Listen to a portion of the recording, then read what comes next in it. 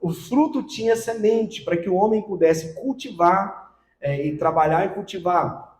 Então, Deus dá por meio de semente. Quem ia cultivar, quem ia plantar a semente dos frutos era o homem. Mas também Deus deu ao homem, o gênero masculino possui o sêmen. O homem possui a semente, a mulher é a terra. Quando o homem semeia nessa terra, frutifica, multiplica, são os filhos. Eu estou dizendo para você, e esse experimento aqui ele é incrível, porque também vem testemunhar que dentro de uma semente de uma pimenta, que é o experimento aqui, existem várias sementes.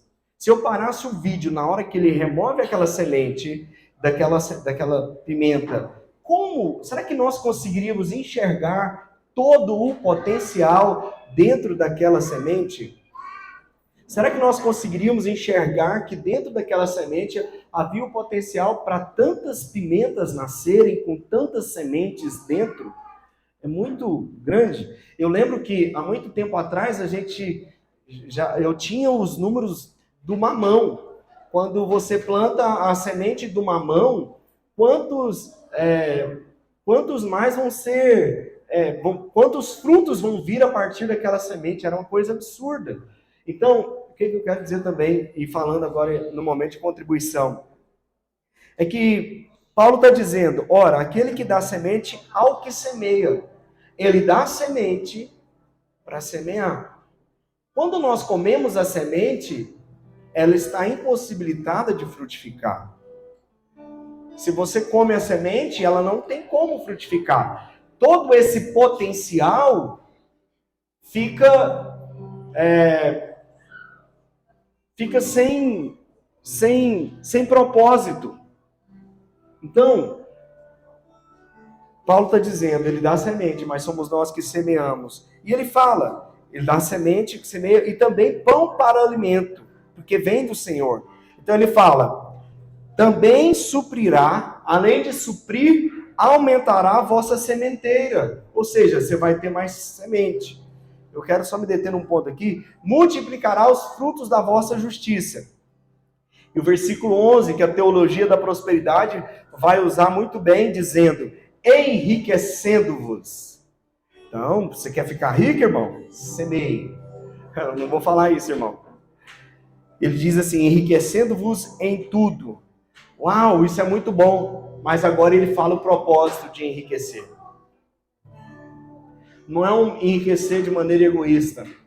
Enriquecendo-vos em tudo para toda generosidade. Então existe um propósito do enriquecimento. É para que nós sejamos generosos, amém? Deus é generoso, irmão? Ele te dá semente. Quantas pimentas nasceram de uma semente de pimenta? Deus é generoso porque ele dá semente. Então, junto com a semente, vem todo esse potencial de frutificação, irmãos.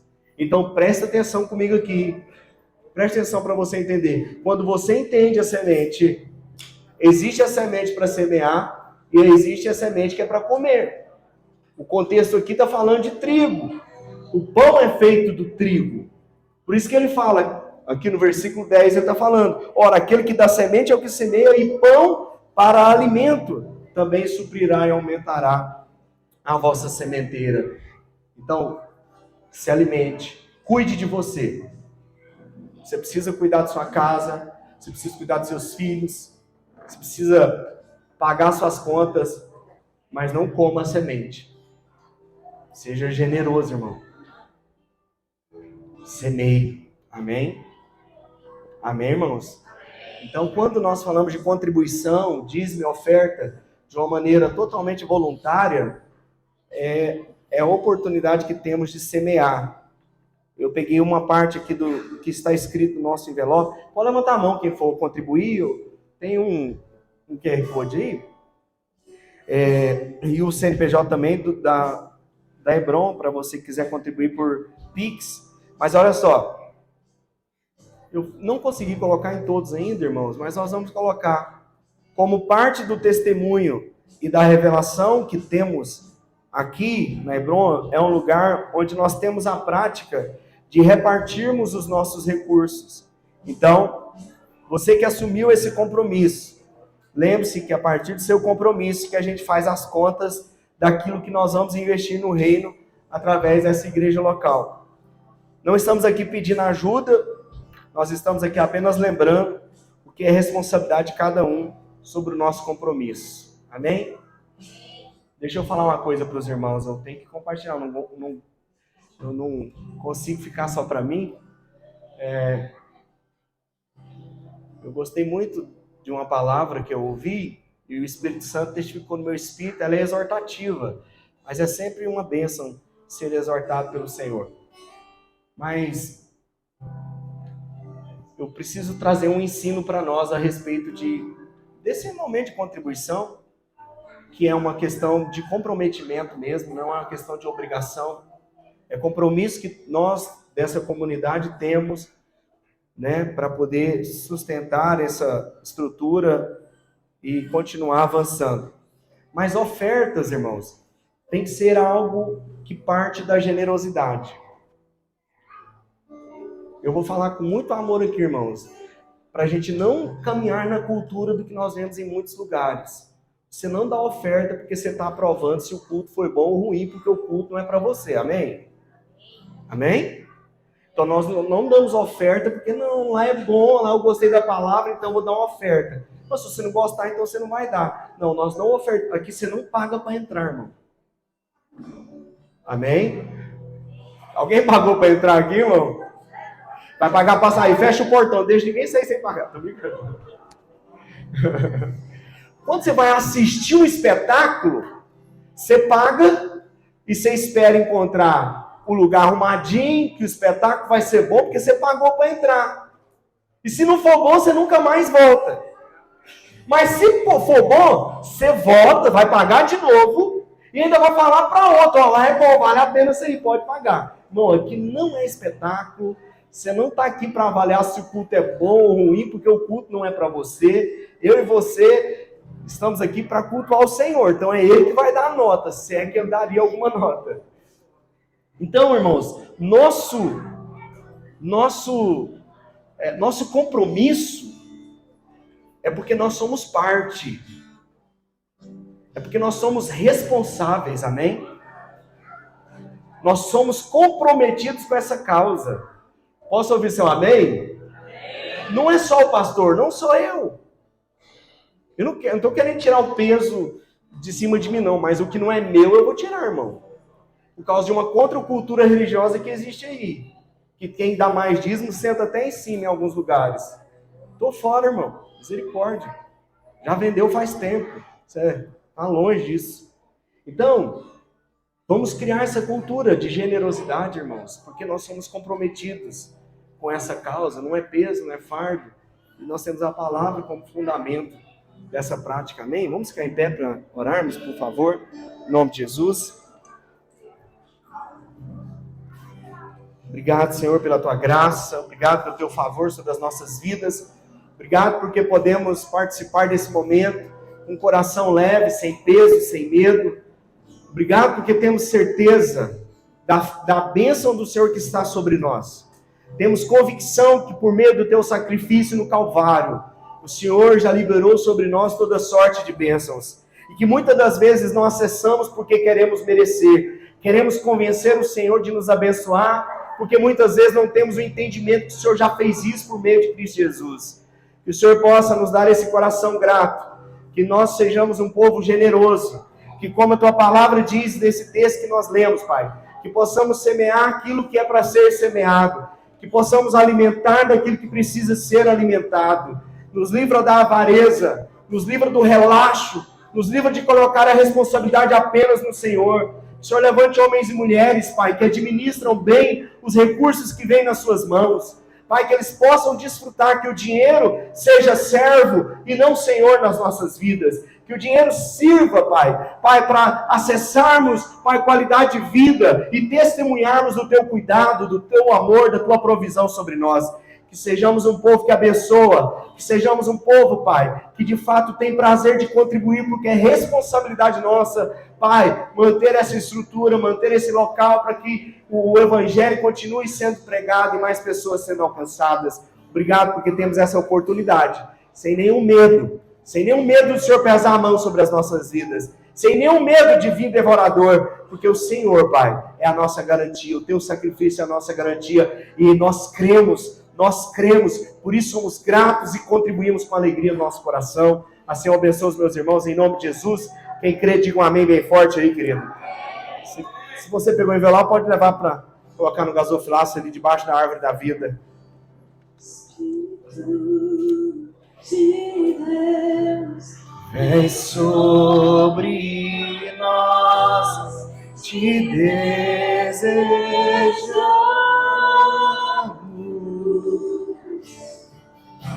e teu reino vem, faz teu querer, e inunde a terra.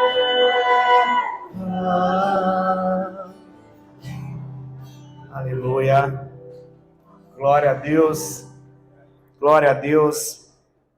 Quantos estão felizes aí? Digam amém bem forte para garantir amém.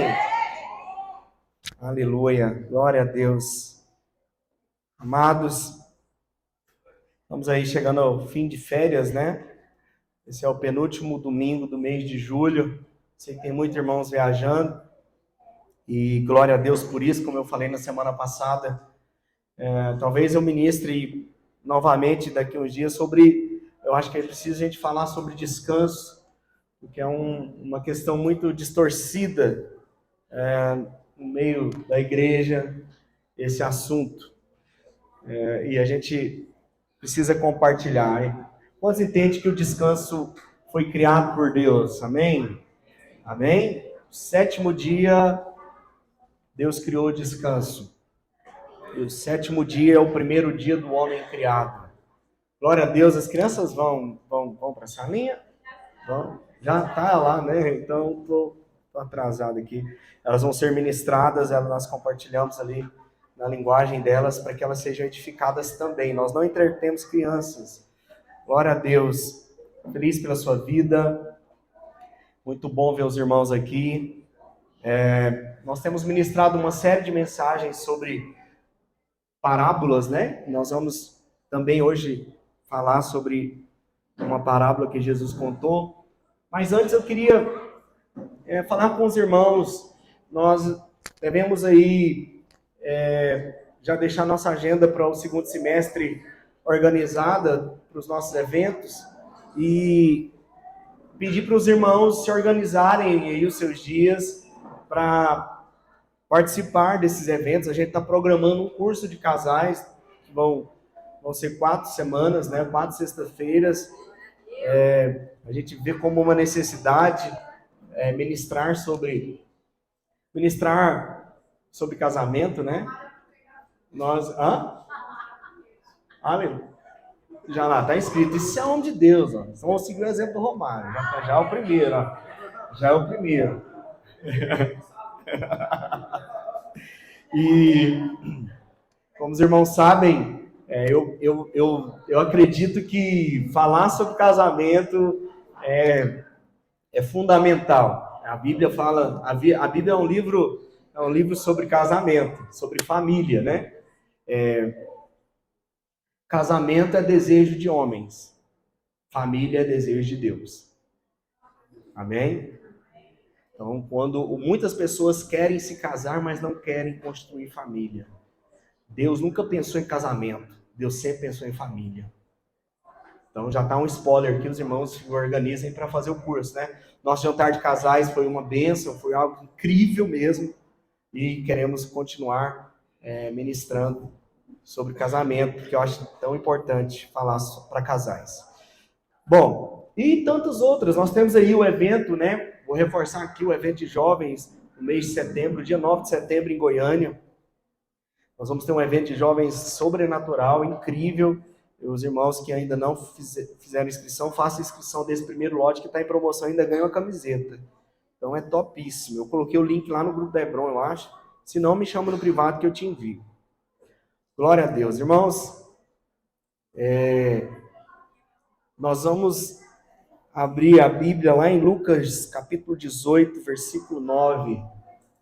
Aleluia! Vamos falar sobre uma parábola que talvez poderíamos criar uma série em cima da parábola. Mas eu prometo que eu quero, como as outras parábolas, ser bem prático e objetivo no assunto. E não entrar, tão teologicamente, mas ser aplicativo naquilo que tem a ver com o nosso dia a dia, com a nossa convivência diária. Ainda que ela é tentadora para falar sobre muitas coisas, é de extrema importância, enquanto você vai abrindo aí, falar sobre isso, porque nós vivemos numa cidade bastante religiosa, um contexto muito religioso e pouco cristão, mas muito religioso. Você vai entender dentro da parábola. Aqui, Lucas 18, versículo 9. Vamos ler, depois oramos.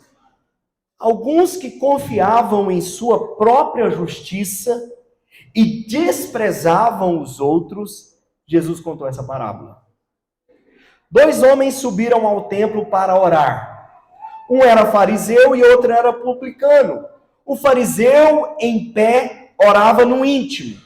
Deus, eu te agradeço porque não sou como os outros homens, ladrões, corruptos, adúlteros, nem mesmo como este publicano. Jejuo 2 vezes por semana e dou o dízimo de tudo que ganho. Mas o publicano ficou à distância. Ele nem ousava olhar para o céu, mas batendo no peito dizia: Deus, tem misericórdia de mim, que sou pecador. Para sobreviver... só isso, eu não vou continuar. Não, vamos ler o último versículo. Deixa aqui porque eu cortei o meu versículo aqui, irmão. É o 13, não é que eu parei? Mas o publicano ficou à distância, ele nem ousava olhar para o céu, mas batendo no peito dizia: Deus, tem misericórdia de mim, que sou pecador. Vamos ler o 14? Eu vou ler o 14 porque Jesus vai falar, não é o meu assunto, mas eu acho que é importante falar sobre quem desceu justificado. Versículo 14. Lucas, deixa eu abrir aqui que eu não coloquei no meu esboço.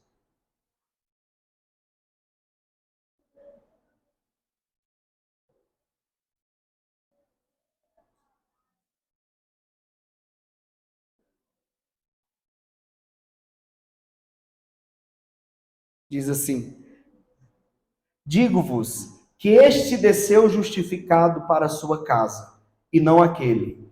Porque todo que se exalta será humilhado, mas o que se humilha será exaltado. Vamos orar, feche seus olhos, fale com o Espírito Santo para que essa palavra possa, de fato, frutificar na sua vida. Peça a Ele para te dar entendimento, resista a toda distração e passividade na sua mente. Pai, nós cremos no ambiente favorável da Tua graça, do Teu amor, do Teu favor sobre as nossas vidas. Como é bom estarmos juntos e adorarmos e celebrarmos o Senhor. Pai, diante da Tua palavra, nós abrimos o nosso coração para que essa palavra, como semente, também já falamos aqui, possa ser semeada e também venha frutificar nas nossas vidas. Que o Senhor possa, de fato, alargar o nosso entendimento. Nós resistimos contra toda passividade, distração, tudo aquilo que o inimigo muitas vezes usa para tentar impedir com que essa palavra seja frutificada, Pai. Nós resistimos em nome de Jesus e declaramos que ela está caindo em terra fértil e boa e vai frutificar nas nossas vidas para a honra e glória do Teu nome. Amém. Amém. Creia nisso, queridos. Olha, o contexto dessa parábola é muito objetivo. Existem 2 personagens fundamentais que representam 2 tipos de pessoas ao estarem orando. Um personagem é um fariseu e outro é um publicano. Para que você entenda o contexto, o fariseu seria talvez o religioso. O publicano, ele tem mais a ver com um contexto político do que uma outra pessoa, porque o publicano era cobrador de impostos.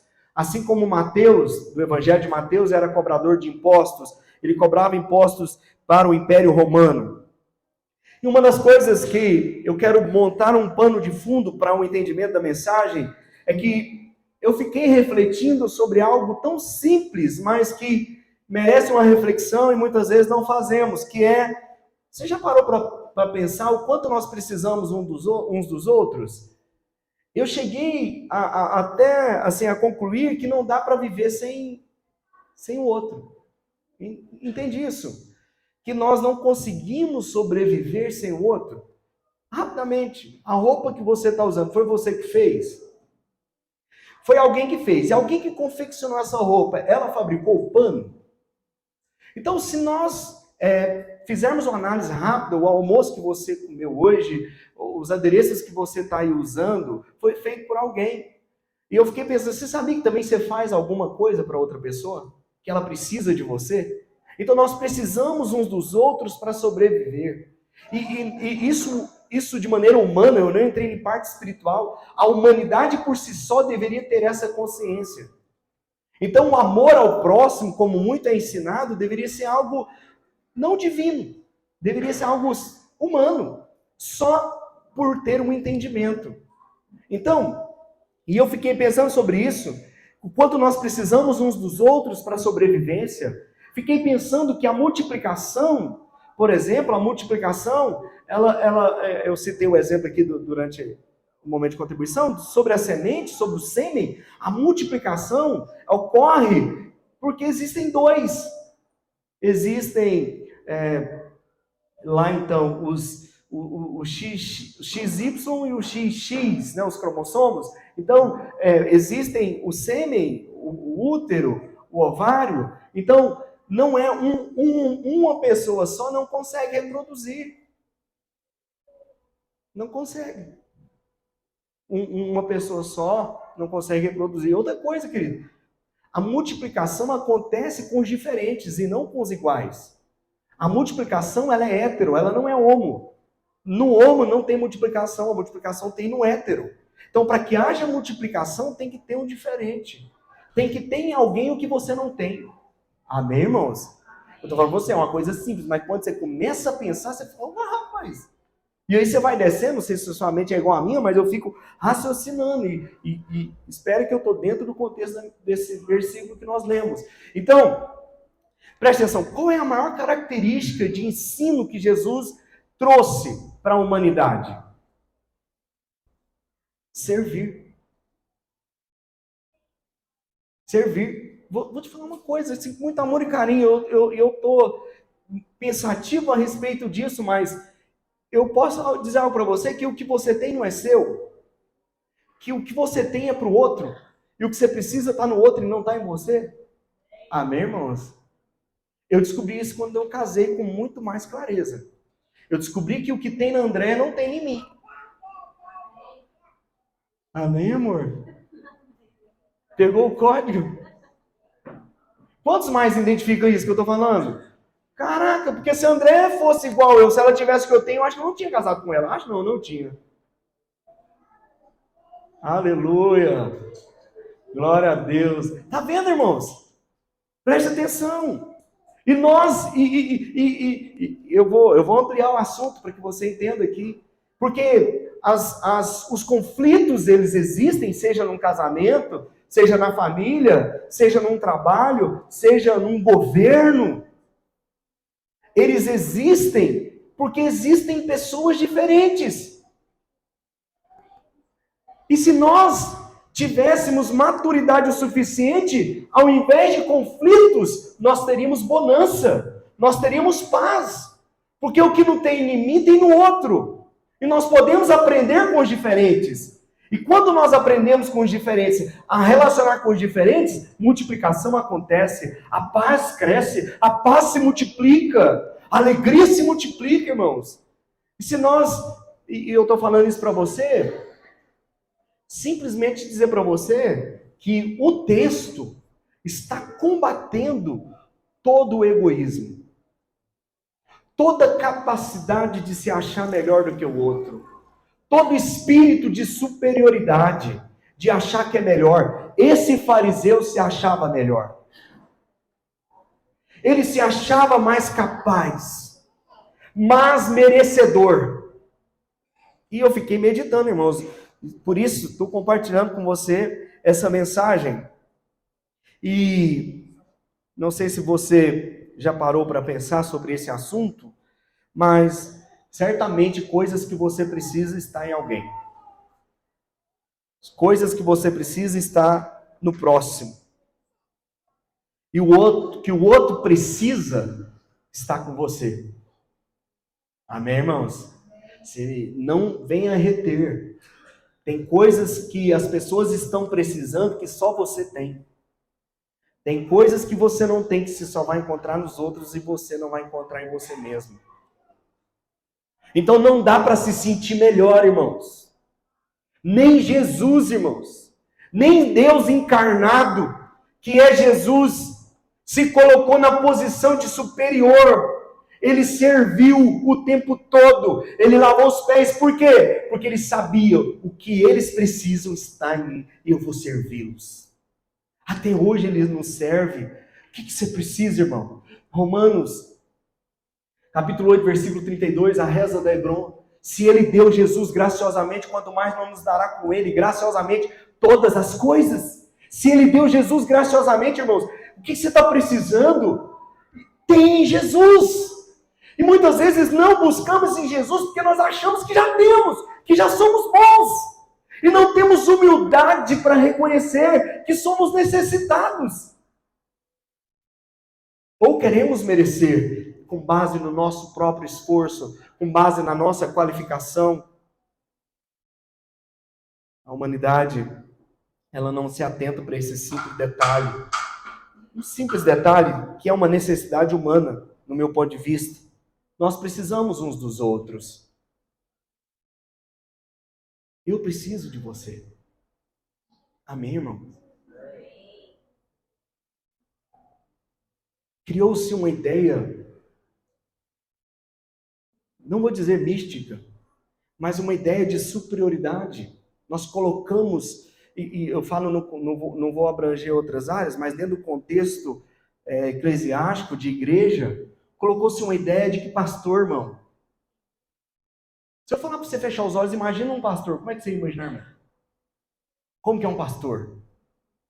Talvez hoje está se quebrando muito essa ideia, mas nós temos uma ideia de um senso de superioridade. Hoje eu compartilhei com os irmãos. Irmãos, tem pastores que só vêm para pregar e saem, outros irmãos vão orar. Porque ele é o superstar, ele é o cara, ele é um ungidão, ele fica só no monte orando, ele estudou demais da conta, ele é demais, entendeu? Então ele é o cara. Então o Roberto Carlos fez música para esse pastor, esse cara sou eu. Entendeu? Então assim, criou essa ideia, irmãos. E eu não estou dizendo que não tem que ser honrado. Porque você não honra título, você honra pessoas. Amém? Mas nós queremos honrar título. Quando você honra título, você está bajulando. Você está interessado em alguma coisa. Aí não dá, irmão. Aí já caímos no contexto da palavra, da parábola em si. Infelizmente, irmãos, a vida da igreja parece que existem pessoas que são melhores do que outras. Irmãos, importa que todos nós compareçamos diante do tribunal de Cristo, para que cada um receba segundo o bem ou mal tiver feito por meio do corpo. 2 Coríntios capítulo 5, versículo 10. Não importa o título, irmão. O título é coisa de homens. Nós somos irmãos, somos da mesma família, e um dia nós estaremos diante dele. Como que dá para se achar superior, irmãos? Se achar melhor? E fica comigo que nós vamos conduzir para você entender que essa é uma tentação muito grande de todos nós. Muito grande, não é só de quem tem título, não. Todos nós somos tentados, principalmente se você é bom em alguma coisa. Alguém aqui é bom em alguma coisa? Levanta a mão, irmão. Só quem é bom aqui. Ou tem gente, não, que eu sou bom em nada, pastor, não presta para nada. Quem não presta para nada aqui, irmão?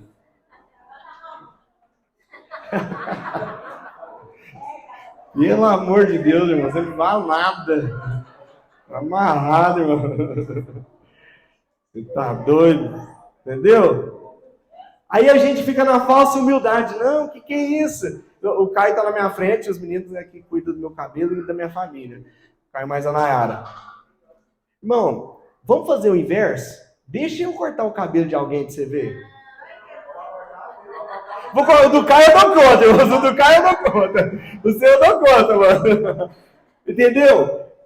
Não adianta eu vir com a falsa humildade não, irmãos, eu vou tentar alguma coisa. Ou ele, na modéstia dele, fala assim, pastor, eu vou tentar. Imagina se eu sento na cadeira, o Caio ou a Nayara fala assim para mim, pastor, eu vou tentar aqui, viu? Eu não sou muito bom nisso aqui, não. Imagina, irmão, eu já levanto e saio correndo. Porque eu não vou confiar, certo? Não adianta essa falsa modéstia. Cara, você é bom em alguma coisa. Eu não sei fazer nada, então você é um bom para fazer nada. Tá vendo que você é bom para alguma coisa? Eu não presto, então. Você é bom para não prestar. Dá um curso, arrasta para cima. Eu vou te ensinar a não prestar. Entendeu? Alguma coisa você faz que você se dá bem. Preste atenção agora. É nisso que nós temos que tomar cuidado. Porque se eu pegar um profissional aqui, fica tranquilo. Mas, por exemplo, a esposa é boa para dobrar a roupa e guardar arrumadinha. E o marido é bom ao contrário, para deixar desdobrada, molhada em cima da cama a toalha. Você está entendendo? Que essa esposa que é boa para deixar a casa organizada, arrumadinha, qual que vai ser a tentação dela? Quando o marido não fizer do jeito que ela faz, do jeito que ela gosta. Você está entendendo, irmão? Que nós, nessa hora, nisso que nós somos bons, não tem nada de errado, seja bom em muito mais coisas, glória a Deus por isso, dê glória a Deus pelas suas habilidades, e isso é maravilhoso. Porém, cuidado. Porque nessa hora você vai ser tentado a se achar melhor do que o outro. Eu lembro, irmãos, que quando eu era mais jovem, eu gostava muito de jogar bola. Seu nariz, faz tempo, esses dias. Eu lembro que eu fui jogar bola aqui, eu morava em Goiânia e vim jogar bola no interior, perto de Itaguari, né, com meus primos. E eu tava num dia bom de bola, rapaz, aquele dia. Aí eu me achei. Eu fiz muitos gols e eles estavam querendo bater em mim porque eu tava jogando bem. E de repente, irmãos, um cara veio, a bola sobrou para mim, o cara veio, eu dei um drible nele, joguei por cima do goleiro, foi um golaço. Eu passei perto dele e falei, esse assim foi para você, ó. Irmão, eu nunca vi uma corrutela inteira correndo atrás de mim, tentando me matar, irmão. Eu peitei um arame, irmãos, que eu não sei como é que eu atravessei ele, não, irmão. De verdade. Foi sobrenatural aquilo. Eu entrei pra dentro dele, e entrei pra dentro da caminhonete, e meu primo vinha atrás gritando, e aquele tanto de gente em cima de mim. Não, ele é meu primo, não mata ele não, não mata ele não. Entendeu? Porque a minha soberba, a minha arrogância eu não só estava melhor, como eu me achei tanto melhor que eu queria humilhar. Então, irmãos, eu fui tomado por esse sentimento. Eu sei o que é esse sentimento de quase morrer por causa de um sentimento desse. Em grau maior ou em grau menor, nós nos achamos, irmãos. Tem gente que está se achando e é verdade, irmão. Tem gente que se acha, né? Tem gente botando... Tem um raçatã aqui, mano. Acusador. Então, cuidado. Hoje é humilhado. Hoje eu só assisto. Os irmãos aí, pra você ver. No que você é bom? No que você é bom? O maior ensino da parábola é que Deus resiste ao soberbo. No livro de Tiago, que era irmão de Jesus, por sinal, no capítulo 4, no versículo 6, diz que Deus resiste aos soberbos. Se achar melhor, se achar merecedor, Deus resiste ao soberbo e não importa se ele é crente, irmão. Se ele é do reteté, se ele fez teologia, se ele lê Bíblia de trás para frente, se ele ora em línguas, não importa, irmão. Porque, na verdade, esse grupo que eu te falei é mais tentado a ser soberbo. Quanto uma pessoa que não tem conhecimento, ela não vai ser tentada em ser soberba. Mas quanto mais conhecimento, mais você vai ser tentado a ser soberbo, a achar que sabe, a não ouvir o outro, a ouvir o mais simples. Deus resiste ao soberbo, não importa classe, cor, tamanho, nada. E tira da sua mente que humildade é não ter dinheiro, é morar numa taperinha. Isso não é humildade, irmãos. Se é pobreza, miséria, humildade não. Humildade é reconhecer quem Deus é. E reconhecer quem nós somos. Esse publicano não ousava levantar a cabeça, ou levantar os olhos para o céu. Ele é santo demais. Ele é poderoso. Senhor, não sou digno. Essa é a oração desse publicano. Que segundo a Bíblia, Jesus está dizendo, esse desceu justificado. Mas o outro que se achava, Jesus não disse que ele desceu justificado. Só esse publicano. Deus não te fez crente, irmão. Amém? Deus te fez justo. Tem muita gente querendo ser crente, mas não quer viver como justo. Presta atenção, irmão. Não sei se eu notei isso aqui não, mas eu lembrei agora. Nós queremos a salvação de Deus. Nós buscamos a salvação dele. Mas a Bíblia não diz que ele veio apenas nos salvar. Nós queremos a salvação de Deus, porque a salvação de Deus me livra da condenação. Então, tem gente que vai para o culto ainda para buscar salvação, irmãos. Nós já falamos isso aqui várias vezes. Nem vou entrar nessa parte. Mas pensa que nós buscamos, nós queremos... Alguém quer ser salvo? Irmão, que pergunta, né? Alguém quer ser salvo? Não, deixa eu... Quero não, deixa eu me lascar. Mas, tá bom, quem quer ser salvo, irmão? Quem que não quer, irmão? E olha o batismo, irmão. Nós queremos... Olha o batismo. O batismo morreu, ressuscitou. Irmão, eu tô assim, crendo que a maioria dos crentes ficou lá, irmão. E não voltou. Porque nós queremos o que a morte de Jesus nos proporciona. Nós queremos o que a morte de Jesus nos dá. O que a morte de Jesus nos dá? Perdão de todos os pecados, salvação eterna. Amém, irmão? Alguém quer isso, irmão? Ou você quer ir pro inferno? Não! Aleluia! Morte é perdão, é livre da condenação eterna, aleluia, é receber o amor. Irmão, ressurreição é andar em novidade de vida. O que os crentes querem, irmão? Os benefícios. Nós queremos os benefícios que Jesus nos dá e não a vida que Ele nos deu. Amém, irmãos? Você entendeu a frase que eu falei? Nós queremos só o que Ele nos dá de benefícios. Mas Jesus não veio dar benefício, irmãos. Ele veio dar uma vida. Ele deu a sua vida por nós. Por isso Ele morreu e ressuscitou. Porque a ressurreição é a novidade de vida para nós vivermos. E não ser crente. Porque crente, irmão, como é que Deus crente fala? Agora eu te falo, o diabo é justo? O que a Bíblia diz, irmãos? Romanos, capítulo 5, versículo 1. Justificados, pois, mediante a fé, temos paz com Deus. Ah, irmão, você não ama a Bíblia, não? Eu piro para a Bíblia, irmão. Nós somos justificados por meio da fé. Nos tornamos justos e não crentes. A Bíblia diz que o justo viverá pela... Meu Deus, irmãos, pega comigo esse negócio. Meu Deus.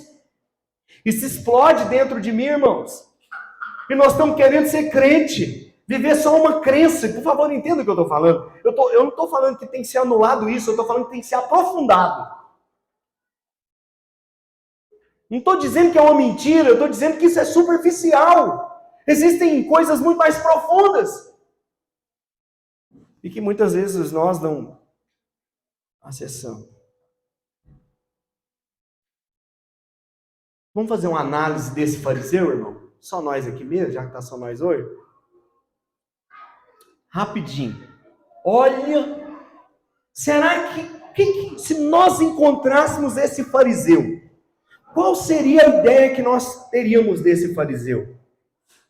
Porque talvez eu estou falando aqui, você vai falar que esse fariseu, credo, eu não quero ser igual ele, não. Bom, mas imagina, nós vamos encontrar ele por aí. só com base nessa parábola. Olha o que a parábola diz a respeito desse fariseu. Ele orava bem. É um cara que orava bem. Ó, grandioso, palavra bonita. Você viu que o publicano nem lembra da cabeça. Mas esse fariseu não. Ele orava, ó Deus, eu te agradeço, porque eu não sou como os outros homens. Eu oro, eu dou o meu dízimo. Uau! Tem gente que está procurando os outros que ora bem para orar para eles. Esse fariseu é um cara que orava bem. E detalhe, irmão, ele ia para o templo, ele ia para a igreja. Nós não estamos falando aqui de uma pessoa que não tem uma frequência de buscar Deus num prédio. Ele ia para o templo. 2 homens subiram no templo para orar. Um fariseu e um publicano. Então era alguém que ia para a igreja. O fariseu é um cara da igreja, irmão. Não é um cara que está em festa, em boate, não. É o cara que vai para a igreja. E olha, irmão, isso aqui pega muito pastor. O cara era fiel no dízimo. Eu dou dízimo de tudo. Você tem ideia disso, irmão? Esse aqui é o cara, irmão. É o membro que a gente quer para a igreja. Aleluia. Não vai faltar dinheiro. Misericórdia. Entende? Esse cara aqui era um exemplo de dizimista. Outra coisa que está aí na parábola. Esse homem, esse fariseu, não orou pedindo bênção. Deus, me dá uma bênção, Senhor. Eu vim atrás da bênção aqui hoje. Estou com um problema lá, resolve isso aqui para mim. Não. Ele era um cara que estava no templo orando, mas não estava nem pedindo, irmão. Ele não estava pedindo bênção para Deus, não. Era um cara que jejuava toda semana, irmão. Olha que crente exemplar. O homem jejua. Toda semana ele jejua. Outra coisa, irmão. Você sabe o que significa ser fariseu? Expert em ensinar a palavra. Sabe que existe escribas, fariseus, saduceus no Evangelho. Os fariseus eram os responsáveis pelo ensino no templo. Era quem era fera para ensinar, irmão. O cara não falava qualquer coisa, não. Eu estou te mostrando o perfil de um religioso que muitas das vezes nós aprovamos pela capa. Por tudo que o cara faz. E o que é mais perigoso, irmãos? O versículo 9 diz assim, ó. Alguns que confiavam em sua própria justiça e desprezavam os outros, Jesus contou a parábola. O fariseu estava sendo enganado, achando que era justo. Ele se achava que era justo. Por quê? Porque ele fazia tudo que eu te falei. Porque ele orava bem, porque jejuava, porque ensinava bem, porque dá dízimo, porque vai para o culto. E ele acha, agora Deus vai falar assim, rensga, que crentão, aleluia. Não, Deus não fala aleluia, né? Entende isso? Pastor, o senhor está dizendo que isso não é de Deus? Não estou dizendo isso. E nem Jesus repreendeu a prática dele. O que Jesus está nos ensinando por meio dessa parábola, irmãos? Que você, pelos seus esforços, pela sua capacidade, você não se justifica. Não há como se tornar justo com base no que você faz. O único que é capaz de nos justificar, é o texto que eu li com você, Romanos 5:1. Justificados, pois, mediante a fé, temos paz com Deus por meio de Jesus Cristo, nosso Senhor. Então, se tornar justo não é pelo tanto que você ora, não é pelo tanto que você lê Bíblia. Você só pode se tornar justo por meio da fé em Cristo Jesus. Todo aquele que se acha capaz, merecedor ou melhor, Deus resiste.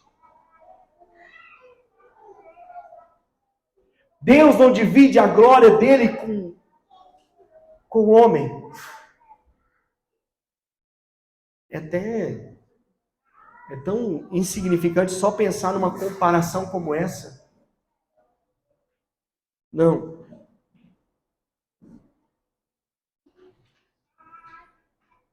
O problema nunca será o erro, e sim o certo, sem ser vontade de Deus.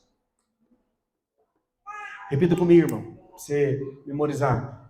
Diga, o problema nunca será o erro, e sim o certo, fora da vontade de Deus. Por que o senhor está falando isso? Porque o erro você já reprova, irmão. Você quer uma coisa errada para sua vida, irmão? Não vem com essa não, que seu marido não é coisa errada. Ele é uma bênção. Sua esposa também. Você quer uma coisa errada? Você não quer, irmão. Ninguém vai trazer para você coisa errada, você reprova. Amém? Mas agora, acerta. Quem que não quer? Lembra comigo, irmãos? Eu já falei isso aqui, tem que ser lembrado.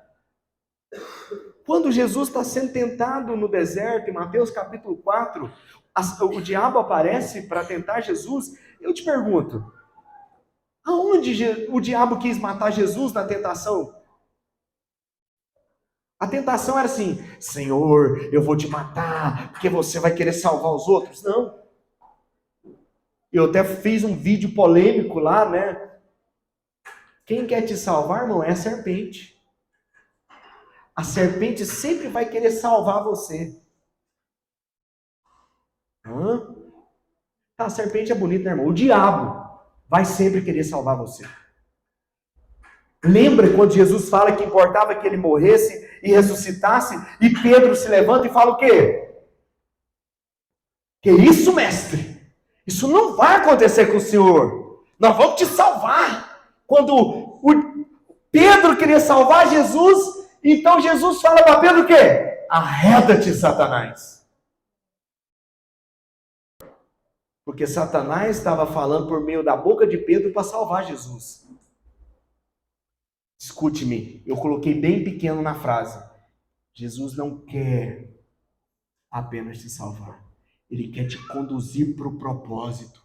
Para isso ele te salva. Quem quer salvar você é o inimigo, irmão. Ele quer deixar você no máximo conforto possível, desde que isso te tire do propósito. Se for para te dar uma coisa para você não cumprir um propósito, ele vai te dar. E você ainda vai sair agradecendo a Deus às vezes. Porque o que o inimigo não quer é que você cumpra o propósito. Para isso ele vai tentar te salvar. Ele vai cuidar tão bem de você, irmão. Vai querer o conforto. Olha para... Irmão, você não conhece a carne, não? Será que é só a minha que é tão miserável assim? A carne quer conforto, irmão. A carne quer paz, tranquilidade, irmão.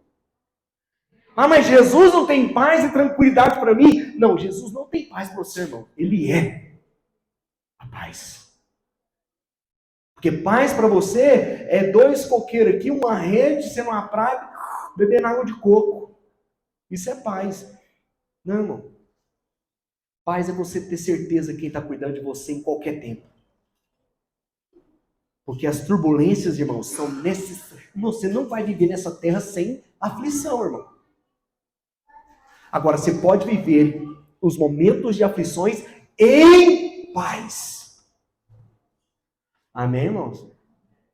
Tem um entendimento?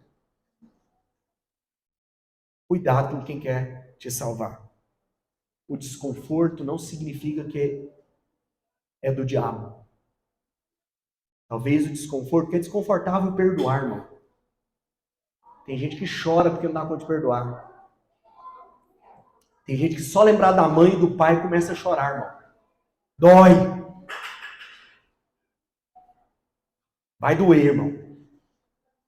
Mas perdão é divino. Às vezes dói, irmãos. Mas a recompensa vem depois. Ser bom em algo, certamente vai ser a nossa maior tentação. Talvez você está vivendo muita coisa certa, mas se não for da vontade de Deus, não basta. Amém, irmãos? Não é só viver a coisa certa, é viver segundo a vontade de Deus. Precisamos entender isso. Que o Espírito Santo alargue o nosso entendimento nessa noite. O religioso é alguém que se acha justo segundo a sua capacidade.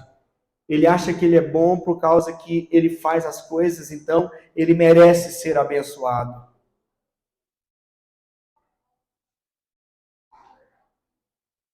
Alguém que tem mais do que o outro, certamente vai ser tentado nessa área. O cristão brasileiro aprendeu a ser religioso e não a viver como Jesus. Nós aprendemos a seguir modelos, a seguir regras, a seguir doutrinas, ao invés de vivermos uma vida que se pareça com Jesus. Estamos esperando a próxima ordem do que deve ser feito, mas nos recusamos a ter comunhão com Jesus para que possamos ouvir qual é a vontade dele para ser executada através da minha vida. Nós queremos fórmulas mágicas, e tem gente que cria fórmulas, óleozinho que muda casamento, água do Jordão que vai trazer não sei o quê. Nós queremos fórmulas, 7 semanas para resolver isso, irmão. Presta atenção, sabe o que vai resolver sua vida? Não é só seu casamento, não é só financeiro, é você viver a sua vida de acordo com a vontade de Deus. Mas para isso, irmão, para conhecer a vontade, é impossível sem comunhão. Aí a gente vai atrás do profeta que revela, porque a gente não quer ouvir do pai, porque é difícil. Porque criou-se a ideia que é difícil. Mas como, irmãos? Numa cultura como a nossa, que ensina desde bebê, quando você for orar, fala assim, ó, pai! O que é isso, irmãos? É tão religioso que a gente repete sem conversar com ele. E temos um pai que parece mais um patrão, um ditador, que a gente está com medo dele. Criou isso, está enraizado na nossa vida, irmão, na minha e na sua. Ah, mas eu sou evangélico desde pequeno, pastor. Irmão, você tem um contexto de vida. E temos os pais, hoje em dia, os pais da carne, os pais biológicos, que muitas das vezes ainda não são referência para os filhos. E os filhos, para chamar Deus de pai, associa a Deus o pai que ele tem biológico, e tem medo do pai, acha que ele é ausente como pai biológico. E está tudo, sabe, caminhando para uma desconstrução da essência divina para o homem viver, que é uma vida de comunhão com Deus, irmãos. Comunhão, irmãos, relacionamento, conversar, ouvir. Não estamos presos só num domingo, num momento como esse, ou numa célula. Ainda que isso é maravilhoso, mas espera aí, irmãos, é muito mais do que isso. Ele é nosso pai. Para quê? Para a gente usar na hora que precisa, com um cartão de crédito? Ou um 91... Não, aqui é 190, né? Ou para ligar na emergência? Que eu estou precisando, então eu vou lá e disco. Deus me socorre! Eu tenho que ir para a igreja, o trem pegou fogo lá. Hã? Não, irmãos. Não, irmãos, não queremos caminhar nesse rumo. Deus para nós é só mais uma coisa que temos? É mais uma religião que frequentamos? Ou Ele é nosso Pai? Para nós relacionarmos e conhecer a Sua vontade, para que eu possa desenvolvê-la, para que ela seja feita, como Ele ensinou no Pai Nosso, seja feita a Tua vontade aqui na terra, assim como é no céu. A vontade dele está acima, irmão, da sua mente, do que você sente, do que os outros falam. A vontade dele está acima. Para uns vai ser certo, para outros vai ser errado. O que importa é se a vontade dele está sendo feita por meio da sua vida. Com seu marido, com seus filhos, com a sua esposa, com seu patrão, com seu funcionário, na praia, num churrasco. Não importa, irmão. Lugar não importa.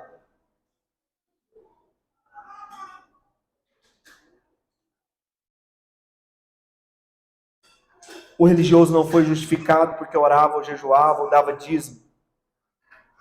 Ele não foi justificado porque ele se achava melhor. Ele se achava merecedor. Cuidado, irmãos, porque é aqui que muitos têm caído. Não basta saber se não for confirmado por um estilo de vida, não basta só conhecimento. Posso dizer para minha esposa o quanto eu a amo, mas se na minha vida não expressa esse amor por ela, é hipocrisia. O papagaio fala também. Nossa vida é confirmada pela maneira como nós vivemos e não simplesmente por aquilo que falamos. Eu não estou dizendo para você que não é importante você viver as disciplinas espirituais. É importante que você ore, jejue, contribua. Importante. Mas não coloque sua fé naquilo que você faz. O que justifica é o que Cristo fez por nós. Não as nossas habilidades, as nossas capacidades. A humildade, ela faz parte da natureza que nós herdamos de maneira graciosa. E humildade é reconhecer quem somos e quem Ele é. O que merecíamos e o que recebemos de graça sem merecer. Isso é humildade. É saber que você recebeu tudo sem merecer nada. Eu não sou o melhor de Deus porque eu sou bom em alguma coisa, irmãos. Eu sou o melhor de Deus porque Ele escolheu me amar e se revelar a partir de mim. Sou apenas uma luva. Ele é a mão. Temos algumas luvas aqui nessa noite. Luva, irmão, faz uma cirurgia cardíaca de um paciente que está prestes a morrer nas mãos do médico, coloca a mão na luva, vai lá e faz a cirurgia. A hora que a cirurgia acaba, que o paciente foi preservado, que deu tudo certo, o que o médico faz com a luva, irmão?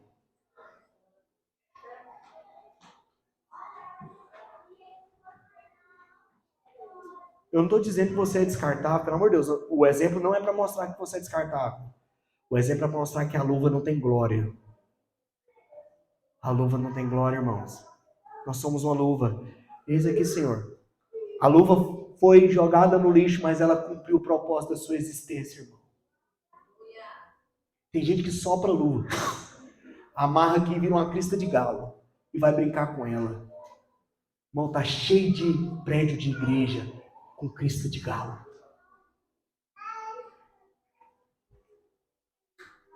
Que não está cumprindo o propósito pelo qual ele foi criado. Se a luva fica na prateleira ou se usa ela para outra coisa, ela não está cumprindo o propósito pelo qual ela foi criada, ainda que esteja sendo útil. Só quando a mão é colocada, irmãos, e ela se torna uma com a mão. Quem olha para aquela luva, para aquela mão, vai ver a luva. E a luva pode se achar que ela é a melhor. Mas quando o propósito é cumprido, ela vai embora. Mas ela cumpriu o propósito pelo qual ela foi criada. Ela não pode bater no peito. Se não fosse eu, esse coração não ia bater mais. É a mão que faz tudo, irmãos. Por favor, creia nisso, irmãos. Eu repito o que eu disse. Jesus não apenas nos salvou, irmão. Ele nos salvou porque Ele tem um propósito para cada um de nós. Não se embriague com a salvação. Porque a salvação só começa uma jornada para nós vivermos. Nunca se ache melhor do que os outros. Nunca se ache melhor nesse âmbito de movimento, feminismo, de competições entre os gêneros, para ver quem é melhor. Não caia nisso, irmãos. Não caia nisso. Você já parou para pensar que o melhor são definidos por padrões, muitas vezes humanos, a grande maioria ideológicos? Você sabe o que é uma ideologia? Ideologia, quando você ouviu essa palavra? Ideologia, está na moda ideologia, certo? Você sabe o que significa logia? Logia? Estudo. Biologia, estudo da vida. Teologia, teo é Deus, estudo de Deus.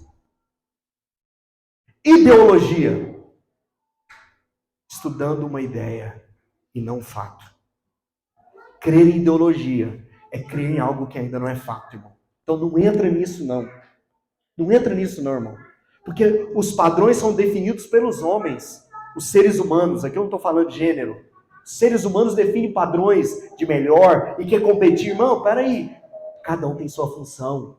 Não tem ninguém melhor, irmão. Não tem ninguém melhor, irmão. É o que a parábola está dizendo. Um era todo estudioso, se achava o cara, e subiu lá se achando, mas desceu sem ser justificado. Não, irmãos, pelo amor de Deus, não caia nisso. Existe algo que Deus criou exclusivamente para você. Somos 8 bilhões de seres humanos vivos na Terra. Preste atenção, não tem um igual a você. São únicos. Eu brinco isso com a música do Anderson Freire. Isso é a raridade. Como é que é o nome da música lá? Você é um espelho. Como é que é? Eu sei que a música chama raridade. Irmãos, eu não acredito que isso é a raridade. Acredito que você é exclusividade. Porque o raro se encontra, o exclusivo é único. Deus nos fez únicos. E Deus diz, você não foi um que escapuliu, irmão. Todos os seus dias, o salmista diz, todos os seus dias foram escritos e determinados, cada um deles, antes mesmo que você viesse a existir. Ele traçou um propósito para a sua vida, e é só seu. Por que eu vou querer competir?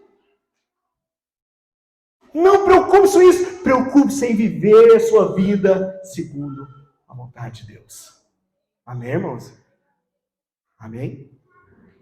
Vamos ficar em pé? Em nome de Jesus.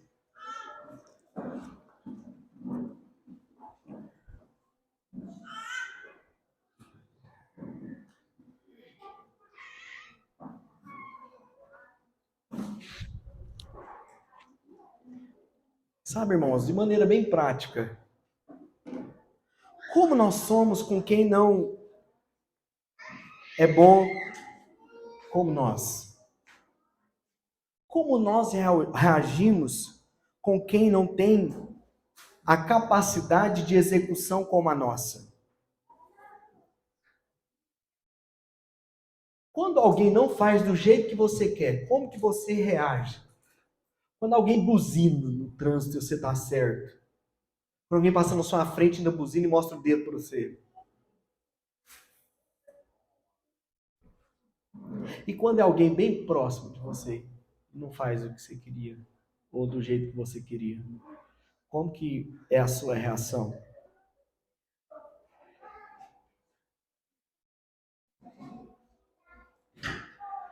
Irmãos, para que você entenda o perigo disso, eu quero que você imagine comigo uma situação. Imagina na hora que você está orando. Aí você está orando. Aí você começa, escuta uma música, aí você começa a chorar, você se quebranta, você começa a falar com Deus. Você fala com Deus de um jeito que você nunca falou. E tem uma experiência maravilhosa com Ele como nunca teve. E depois você levanta e fala, rapaz, eu tô bom para orar, ué. Já foi, irmão. Já era. Acabou tudo. Perdeu. Você está entendendo, irmão? Que isso aqui ninguém vai ver. É só você, é no seu íntimo. Você entende o quanto nós lutamos contra isso? Ah, pastor, como é que eu faço para ser justificado? Irmão, você já foi justificado. O publicano desceu justificado, porque foi a oração que ele fez de reconhecer. Nós já fizemos essa oração. Porque que a Bíblia diz em Romanos 5:1, nós lemos aqui, justificados, pois, mediante a fé. Quantos creem aqui? Então você já se tornou justo. Essa oração para ser justificado, irmão, você já é justo. O que eu estou falando para você, o ensino que a parábola quer trazer para nós é mais do que isso. É mais do que isso. É como que está o nosso relacionamento com Deus e com o próximo. Será que nós nos achegamos diante de Deus confiados em nós mesmos, na nossa capacidade? Do quanto a gente faz, do quanto... Não, agora eu estou lendo a Bíblia 3 capítulos por dia, irmão. Estou mandando e Deus está pirando. Nunca jejuei, agora eu jejuei. Agora eu vou ser o rei da jejuada. Faz isso não, irmão. Não é que eu estou falando para você não jejuar. Eu estou falando para você, não fique se achando, irmão. Teu é o reino, o poder e a glória para sempre. Amém. No Pai Nosso ele fala o quê? Aí encerra a oração do Pai Nosso fazendo o quê, irmão? Cortando a crista de todo mundo. Porque teu é o reino, o poder e a glória para sempre. Amém. E acaba, irmão. Porque o homem quer reino, poder e glória. Nós queremos, irmão.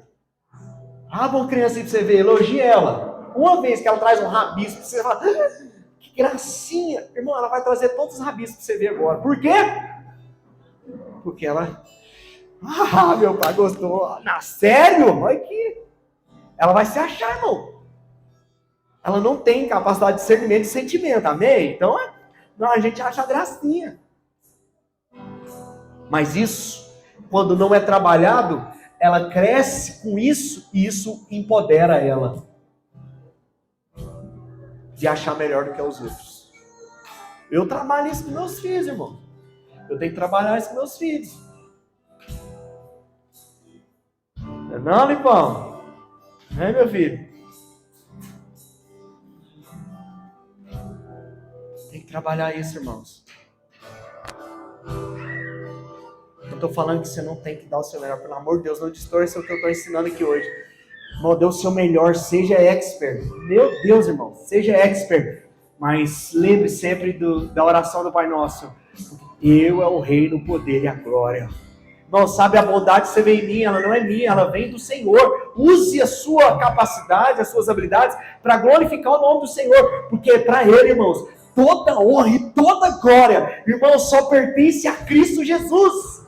Somos merecedores de nada, mas Ele nos deu tudo para que o nome dEle seja glorificado por meio de nós. Nós somos a igreja, nós somos o corpo de Cristo, nós somos a família de Deus, representamos o céu na terra. Quando as pessoas nos encontrarem, elas terão uma experiência com Jesus, por causa que ela encontrou você, irmão. Não tem a ver com as nossas habilidades, não tem a ver com quando nós somos bons, irmãos, tem a ver com a graça dEle sobre a minha vida. Porque dele, por meio dele, para ele são todas as coisas. A ele a glória eternamente, pelos séculos dos séculos. Amém! Aleluia! Aleluia! Aleluia! Feche os seus olhos. Glória para sempre. Teu é o domínio e o poder. Amém. Teu é o reino e a glória para sempre. Teu é o domínio e o poder. Amém. Amém. Teu é o reino e a glória para sempre. Teu é o domínio e o poder. Amém. Amém. Tu és santo. Vamos lá, igreja. Deixa o Espírito ministrar seu coração. Só tu és santo.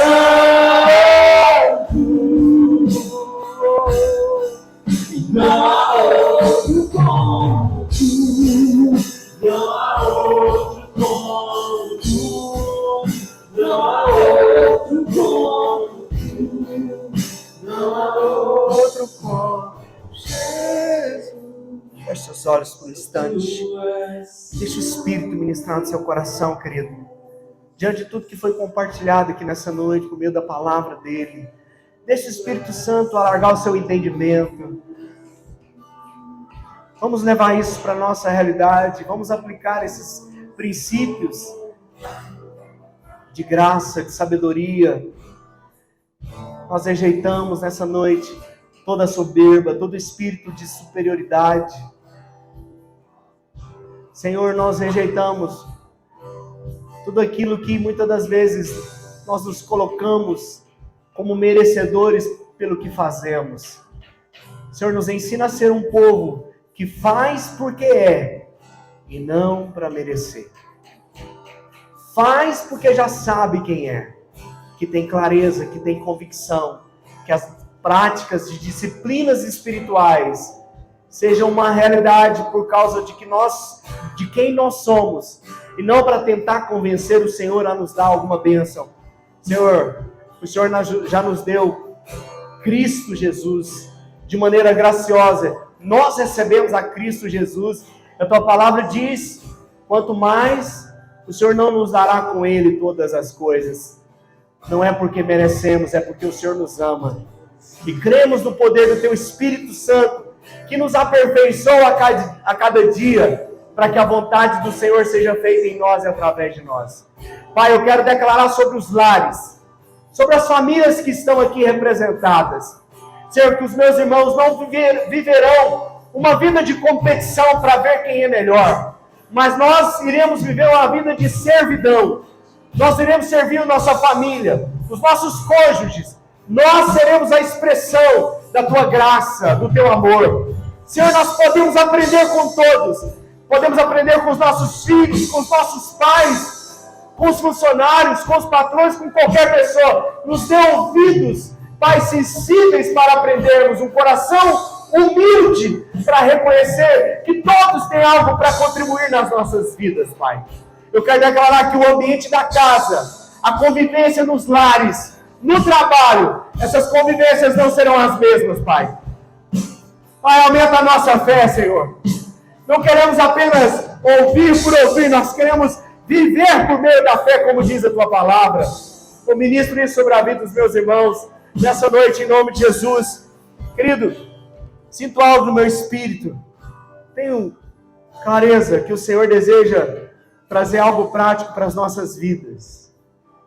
Eu tenho certeza que o ambiente da nossa casa, do nosso convívio social, ele pode ser afetado a partir dessa palavra nessa noite. Eu sinto isso no meu espírito, que casamentos podem ser alterados, afetados de maneira grandiosa aqui nessa noite. Seu trabalho, todas as áreas da sua vida, eu sinto isso no meu espírito, eu creio que o Senhor está nos dando um coração de humildade, de capacidade de aprendizado. Oh, Jesus, vamos fazer uma oração juntos? Você que crê nisso, que quer ser afetado por essa palavra, levanta a sua mão onde você está. Vamos fazer uma oração juntos nessa noite. Eu gostaria que você repetisse comigo, diga assim: Senhor, a partir dessa noite, a minha vida está sendo afetada pela Tua palavra. Diga: eu creio que o ambiente em que eu convivo vai ser diferente a partir dessa noite. Diga: eu quero ter ouvidos espirituais para aprender. Diga assim: eu creio que o Senhor me deu um coração humilde. Eu resisto toda soberba, todo espírito de superioridade. Eu rejeito. Em nome de Jesus, declaro que eu, a minha casa, meu convívio social está sendo alterado pela palavra de Deus, porque eu escolho viver a minha vida de acordo com a vontade do Pai. Assim eu oro, em nome de Jesus. Você pode aplaudir bem forte? Você pode glorificar Jesus? Você pode dar glória a Deus? Aleluia! Aleluia! Aleluia! Vontade de verdade. Aleluia! Tu entendeste agora. Aleluia! Faça a sua semana extraordinária. Faça a sua semana